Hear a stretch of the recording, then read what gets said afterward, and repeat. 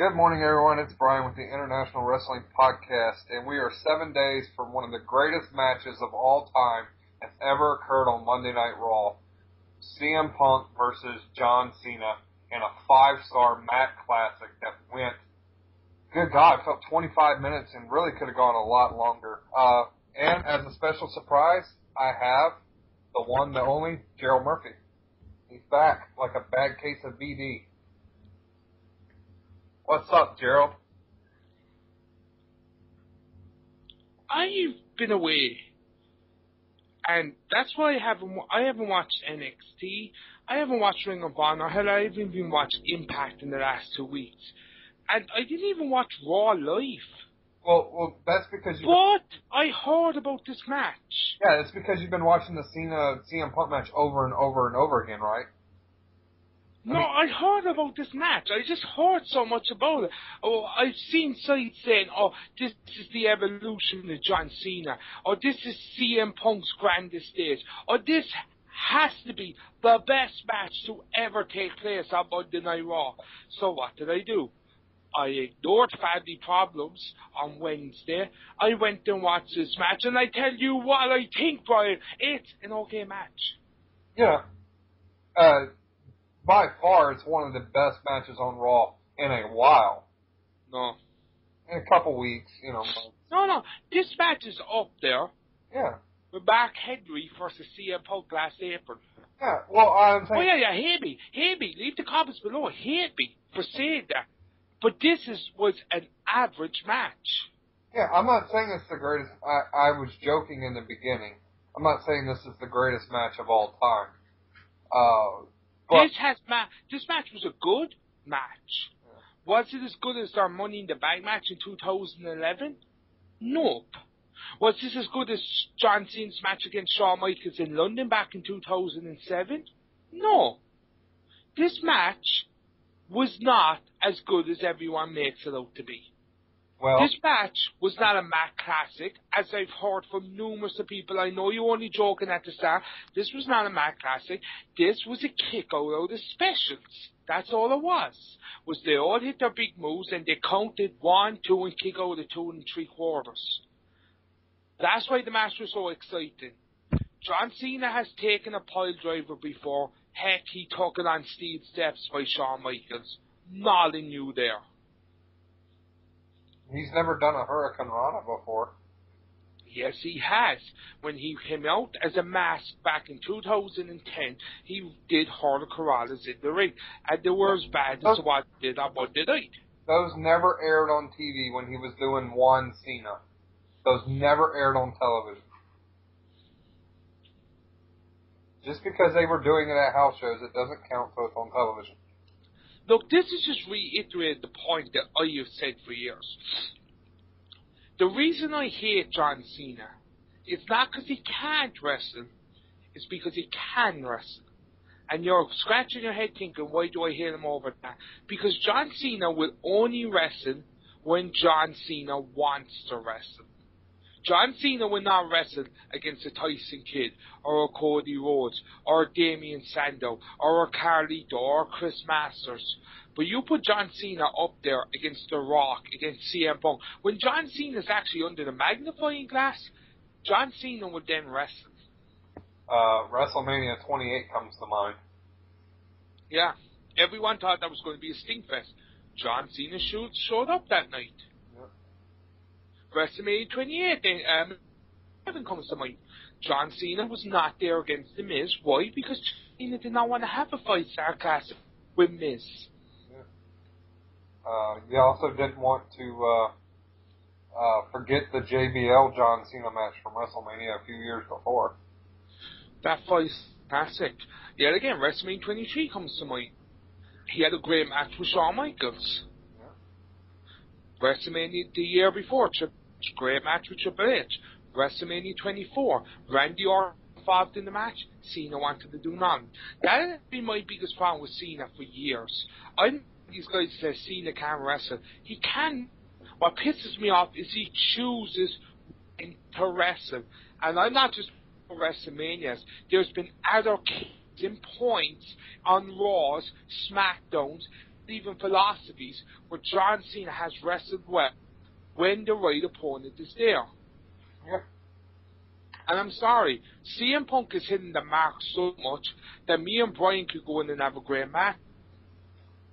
Would you at least concede that this is probably the best match on television in 2013? Dude, it's 2 months in. Yeah, but so far this year, would you say it's the best match since January 1st, 2013?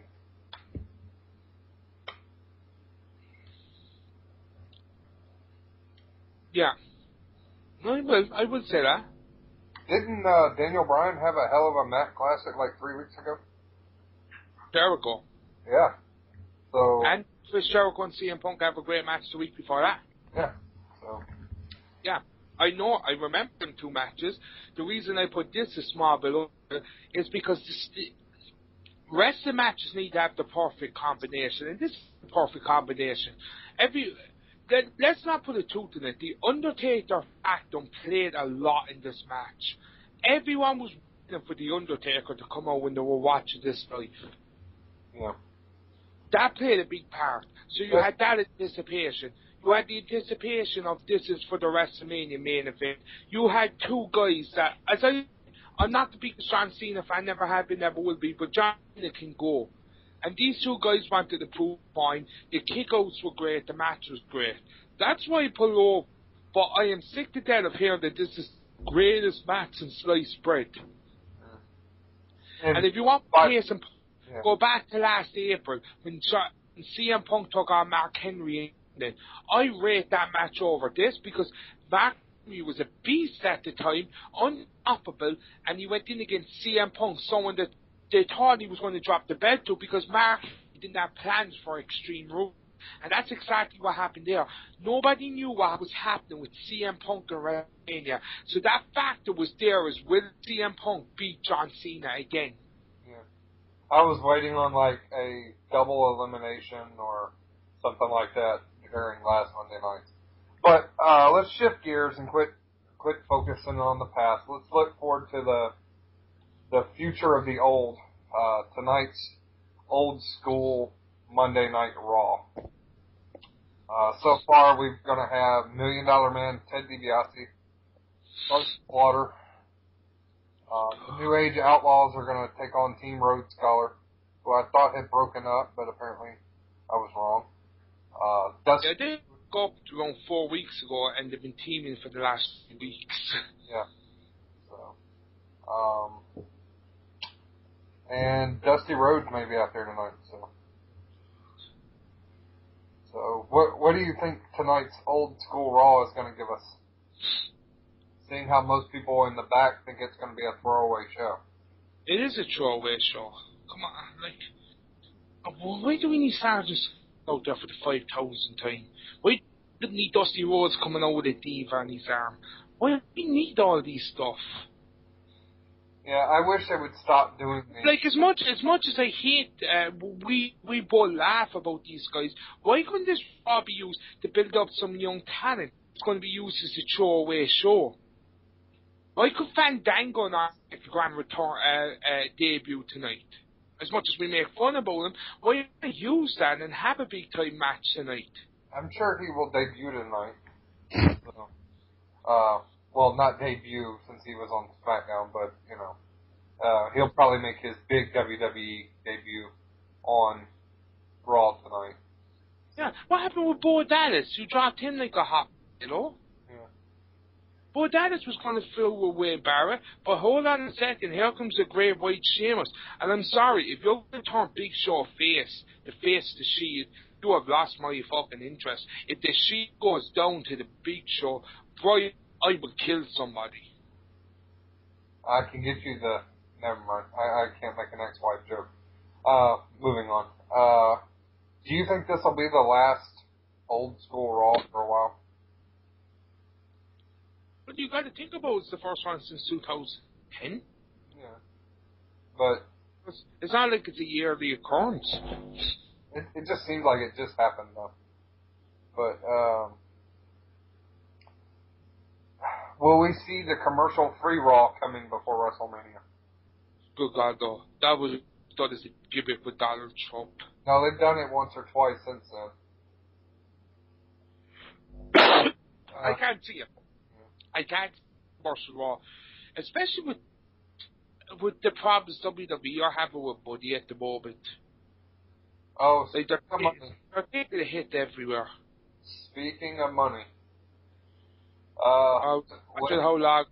Yeah, Linda McMahon has donated a lot of money to the Republican Party in Connecticut and is eyeing a House of Representatives seat that will be open in 2014 in Connecticut. Are we about to go through this crap again? Yeah, I always said we were. I always said she was run 2014. Yeah, well, this time she will not be running for Senate. She will be running for House of Representatives.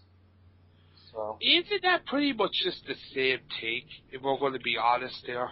Sorta, kinda, no.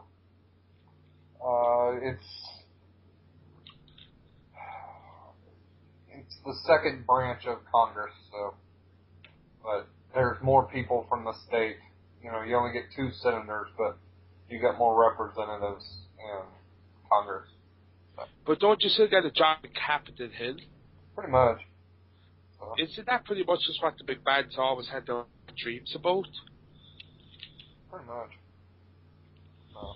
So, again, there's no... Why are they so interested in politics? They run a wrestling company. She doesn't anymore.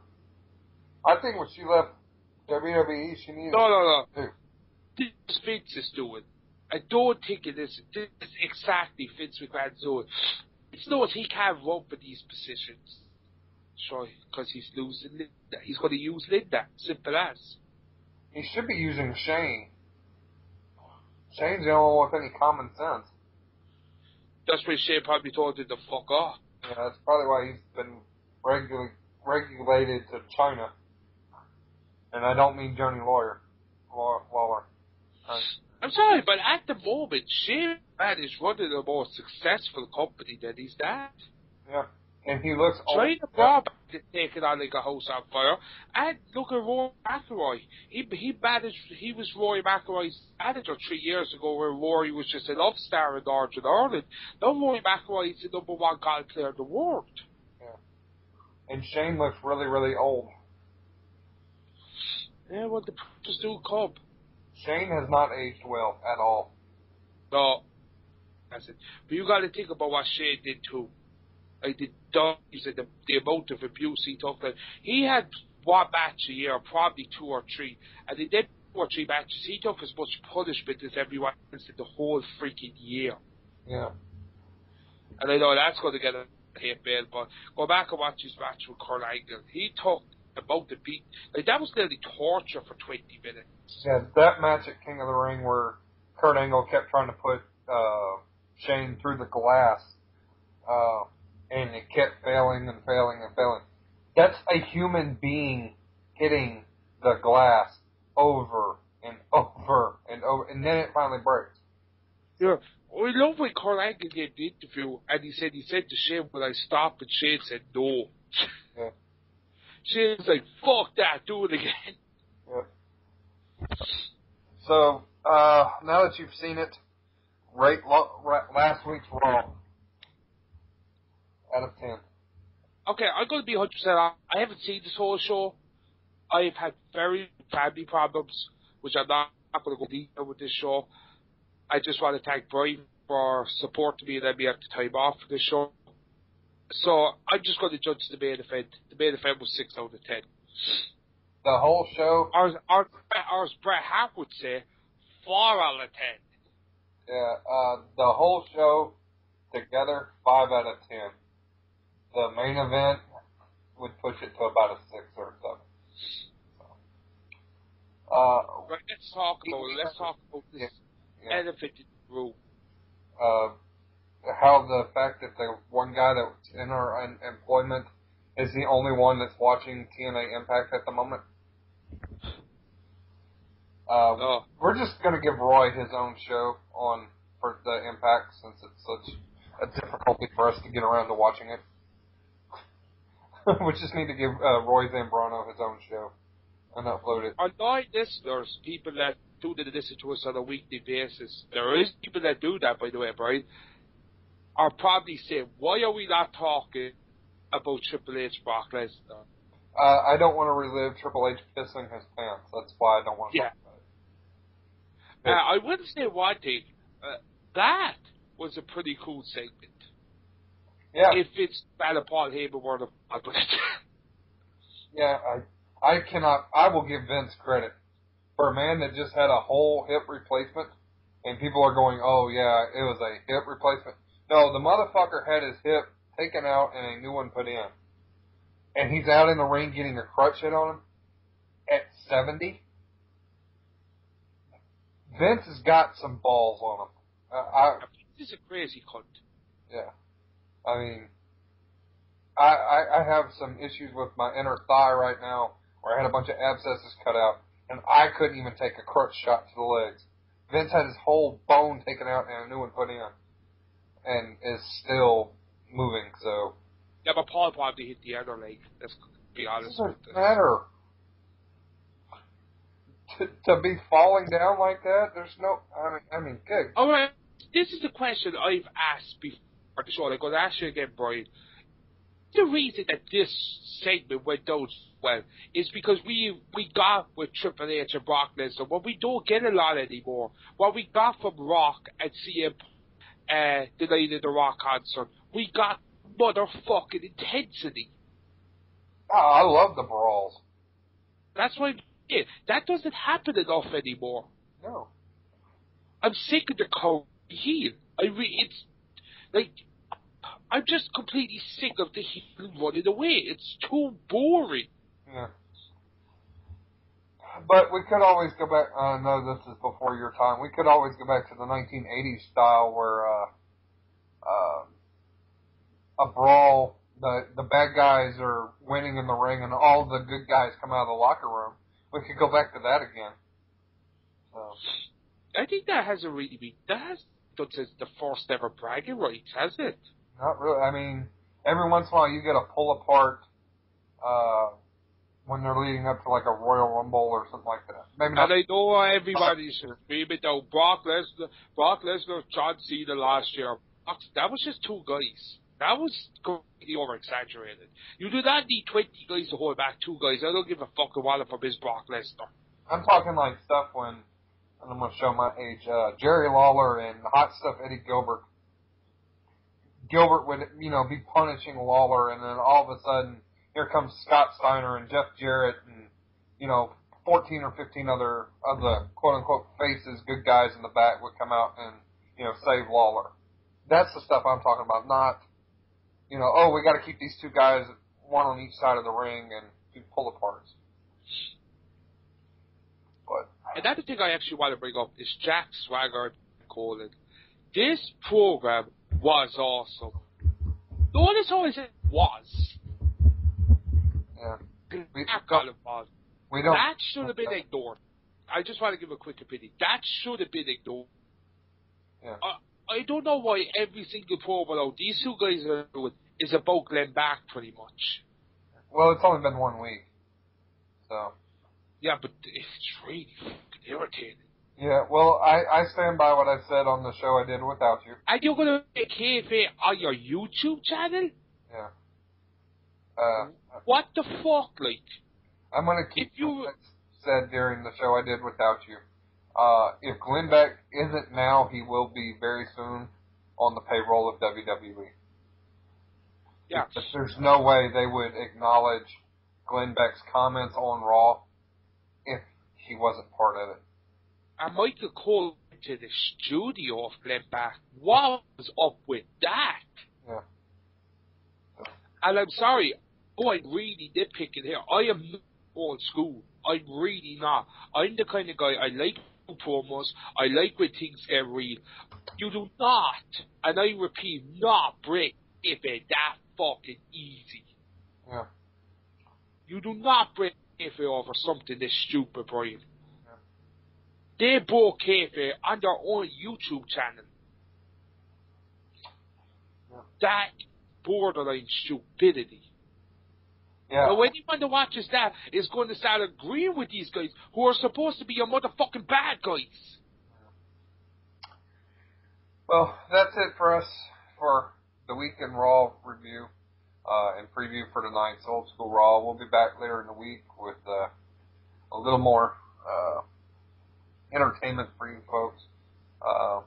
Looking And for also, back into on a regular basis now that Gerald's got his life in order. So yeah, I know that means, thank God, the test came back clear. Yeah, it's my turn for a vacation. Yeah, hopefully this Old School Raw will have something worth talking about. But I think the only thing that's going to happen here is the Undertaker's going to come out, and we already know that. Yeah, or we'll get surprised and Sting will show up. Yeah, I do not see that happening for some strange reason. I don't know where Sting is right now. Sting, though, was just around the time that they want to create a kind of buzz when Sting show up in WWE because it's WrestleMania time, and he come back in TNA to get a small bit of traction. He does it every year. Well, take care, everybody.